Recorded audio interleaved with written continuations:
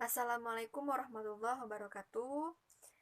Selamat siang untuk Ibu dan kawan-kawan 2018C. Semoga dimanapun kita berada selalu dalam lindungan Allah dan selalu dalam keadaan sehat. Amin ya rabbal alamin. Baiklah, izinkan pada kesempatan kali ini kami dari kelompok 1 Ekologi Tumbuhan akan menampilkan hasil diskusi kami dan mempresentasikannya kepada teman-teman semua dengan judul pembahasan yaitu suksesi. Pada penampilan materi suksesi kali ini kami beranggotakan 3 orang. Yang pertama ada Dwi Resti Afri Ananda sebagai pemateri pertama, yang kedua ada Sisi Fadila sebagai pemateri kedua, dan yang terakhir ada saya Dila Evolusi sebagai pemateri ketiga sekaligus moderator. Untuk menghemat waktu dalam pembelajaran kita, baiklah kita persilahkan kepada pemateri pertama yaitu kepada Resti. Kepada Resti dipersilahkan. Wabarakatuh. Baiklah, saya Dwi Resti Afrenanda di sini akan menjelaskan tentang materi pertama, yaitu penyebab utama perubahan ekosistem. Di mana penyebab utama perubahan ekosistem itu terdiri dari dua faktor. Yang pertama yaitu ada faktor alam dan yang kedua itu ada faktor manusia. Contoh dari faktor alam yaitu seperti gempa bumi, kebakaran hutan akibat cuaca, banjir, longsor, dan tsunami. Sedangkan faktor dari manusia itu misalnya kegiatan penebangan dan pembakaran hutan, perburuan hewan yang tak terkendali, dan kegiatan yang mencemari lingkungan. Dan selanjutnya itu saya akan menjelaskan apa sih pengertian dari suksesi. Suksesi adalah suatu proses perubahan berlangsung satu arah secara teratur yang terjadi pada suatu komunitas dalam jangka waktu tertentu hingga terbentuk komunitas baru yang berbeda dengan komunitas semula. Akhir suksesi adalah terbentuknya suatu komunitas klimaks. Berdasarkan tempat terbentuknya, terdapat 3 jenis komunitas klimaks. Yang pertama yaitu ada hidrosfer, yang kedua ada halosfer, yang ketiga yaitu ada xerosfer. Sedangkan berdasarkan pengaruh musim terhadap bentuknya komunitas klimaks, terdapat 2 teori, di mana hipotesis monoklimaks menyatakan bahwa pada daerah musim tertentu hanya terdapat satu komunitas klimaks. Sedangkan yang teori yang kedua yaitu hipotesis poliklimaks mengemukakan bahwa komunitas klimaks dipengaruhi oleh berbagai faktor abiotik yang salah satunya mungkin dominan. Yang selanjutnya yaitu ada jenis suksesi. Suksesi itu dibagi menjadi 2, yaitu suksesi primer dan suksesi sekunder. Suksesi primer terjadi jika suatu komunitas mendapat gangguan yang mengakibatkan komunitas awal hilang secara total sehingga terbentuknya habitat baru. Sedangkan suksesi sekunder yaitu terjadi jika suatu gangguan terhadap suatu komunitas tidak bersifat merusak total tempat komunitas tersebut sehingga masih terdapat kehidupan atau substrat. Assalamualaikum warahmatullahi wabarakatuh. Baiklah, saya akan melanjutkan presentasi dari teman saya yaitu tentang pendekatan kajian. Teori tradisional menyatakan bahwa suksesi biologi mengarah kepada suatu komunitas akhir yang stabil yaitu klimaks. Fase klimaks ini mempunyai sifat-sifat tertentu yang terpenting adalah yang pertama, fase klimaks merupakan sistem yang stabil dalam keseimbangan antara lingkungan biologi dengan lingkungan non-biologinya. Yang kedua yaitu komposisi jenis pada fase klimaks relatif tetap atau tidak berubah. Yang ketiga yaitu pada fase klimaks tidak ada akumulasi tahunan berlebihan dari materi organik sehingga tidak ada perubahan yang berarti. Dan yang terakhir yaitu fase klimaks dapat mengelola diri sendiri atau mandiri. Selanjutnya yaitu proses suksesi. Proses pergantian antar tingkat dalam suksesi primer untuk mencapai klimaks dapat membutuhkan waktu puluhan, ratusan, bahkan ribuan tahun. Waktu yang dibutuhkan suksesi sekunder lebih cepat dibandingkan dengan suksesi primer. Proses yang terjadi selama proses suksesi dapat diringkas sebagai berikut. Yang pertama yaitu perkembangan sifat substrat atau tanah yang progresif. Misalnya, terjadinya pertambahan kandungan bahan organik sejalan dengan perkembangan komunitas yang semakin kompleks dengan komposisi jenis yang lebih beraneka ragam daripada sebelumnya. Struktur komunitas semakin kompleks, peningkatan kepadatan dan tingginya tumbuhan mengakibatkan dalam komunitas terbentuk stratifikasi. Peningkatan produktivitas sejalan dengan perkembangan komunitas dan perkembangan tanah.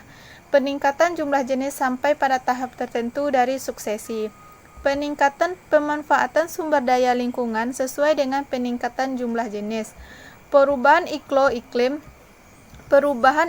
mikro sesuai dengan perubahan komposisi jenis bentuk hidup tumbuhan dari struktur komunitas. Dan yang terakhir yaitu komunitas berkembang menjadi lebih kompleks. Saya akan melanjutkan presentasi dari kelompok kami. Bahasan selanjutnya itu ada suksesi progresif dan suksesi regresif. Di sini yang pertama ada suksesi progresif, yaitu perubahan komunitas tumbuhan atau vegetasi yang dikemukakan di atas menggambarkan bertambahnya di suatu daerah oleh berbagai jenis tumbuhan yang hidup di atasnya. Dan suksesi yang kedua itu suksesi regresif, itu kebalikan dari suksesi progresif, yaitu perubahan vegetasi dapat pula mengarah pada penurunan jenis tumbuhan, penurunan kompleksitas struktur komunitas tumbuhan. Hal ini terjadi biasanya akibat penurunan kadar zat hara di dalam tanah, misalnya akibat degradasi habitat. Jadi suksesi progresif itu adalah bertambahnya suatu vegetasi di satu daerah yang dan suksesi regresif itu adalah penurunan dari suatu vegetasi di suatu daerah. Yang selanjutnya itu kategori keadaan terjadinya suksesi. Faktor penyebab suksesi ini baik terjadi secara alami maupun secara buatan. Di sini ada faktor-faktornya, yaitu ada iklim, topografi, biotik, dan bencana alam. Baik, kita akan ulas satu persatu. Di sini itu ada yang pertama itu ada iklim. Iklim ini tumbuhan itu tidak akan dapat tumbuh dengan teratur dengan adanya variasi yang lebar dalam waktu yang lama. Fluktuasi dalam iklim akan membawa akibat kerusakan vegetasi baik sebagian ataupun pada seluruh vegetasinya. Dan akhirnya di suatu tempat baru atau lahan yang kosong berkembang menjadi lebih baik daya adaptasinya dan mengubah kondisi iklimnya. Kondisi iklim seperti kekeringan, hujan, salju, dan kilat yang dapat merubah keadaan yang tidak menguntungkan bagi pada vegetasinya. Faktor yang kedua yaitu ada topografi. Topografi ini adalah suksesi yang terjadi karena perubahan kondisi tanah, di mana contohnya itu erosi dan pengendapan atau sedimentasi. Erosi ini adalah erosi yang dapat terjadi karena angin, air, dan hujan. Dalam proses erosi tanah menjadi kosong, kemudian menjadi penyebaran biji oleh angin yang kita sebut dengan migrasi, dan akhirnya kembali terjadi proses suksesi. Yang kedua, pengendapan. Erosi yang melarutkan lapisan tanah di suatu tempat, tanah diendapkan sehingga menutupi vegetasi yang ada dan merusaknya. Kerusakan vegetasi ini menyebabkan suksesi berulang-ulang kembali di tempat yang baru atau di tempat tersebut. Faktor yang ketiga itu ada biotik. Biotik ini adalah pemakan tumbuhan seperti serangga yang menjadi pengganggu di lahan pertanian. Demikian pula penyakit mengakibatkan kerusakan pada vegetasi. Dan yang terakhir faktornya itu ada faktor bencana alam.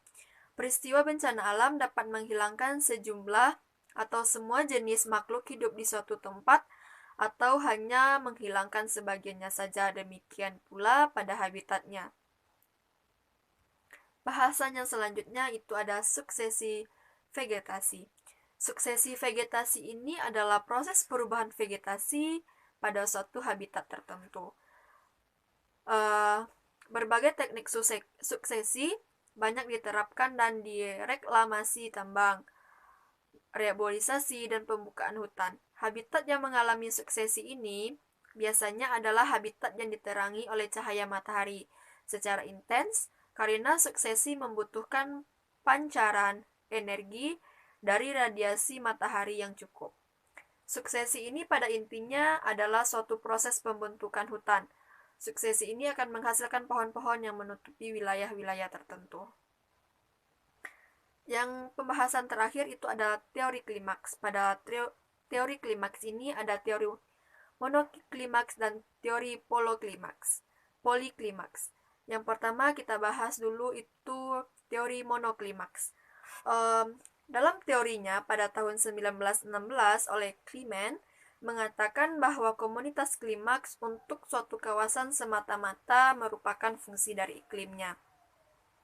Dia memperkirakan bahwa pada waktu yang cukup dan bebas dari berbagai pengaruh gangguan luar suatu bentuk, umum vegetasi klimaks yang sama terbentuk untuk setiap daerah iklim yang sama.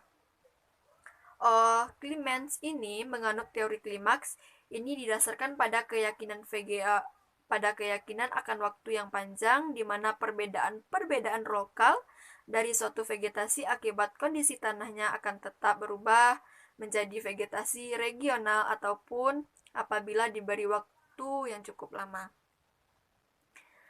Di sini penamaan khusus diberikan untuk menggambarkan perbedaan vegetasi lokal ini. Istilah subklimaks dipergunakan untuk fase seral akhir yang berkepanjangan, yang akhirnya akan berkembang juga dalam bentuk klimaksnya. Sedangkan istilah yang kedua itu disklimaks, yaitu dipakai untuk komunitas tumbuhan yang mengganti bentuk klimaks setelah menjadi kerusakan atau terjadi kerusakan. Teori yang kedua itu ada poliklimaks, yaitu teori ini terlalu kaku. Beberapa pakar ekologi menyebutkan atau berpendapat bahwa teori monoklimaks yang sebelum ini itu terlalu kaku, tidak memberikan kemungkinan untuk mengangkat variasi lokal dalam suatu komunitas tumbuhan. Jadi, pada tahun 1939, Tansley, seorang pakar botani dari Inggris, mengusulkan suatu alternatif yang disebut dengan teori poliklimaks.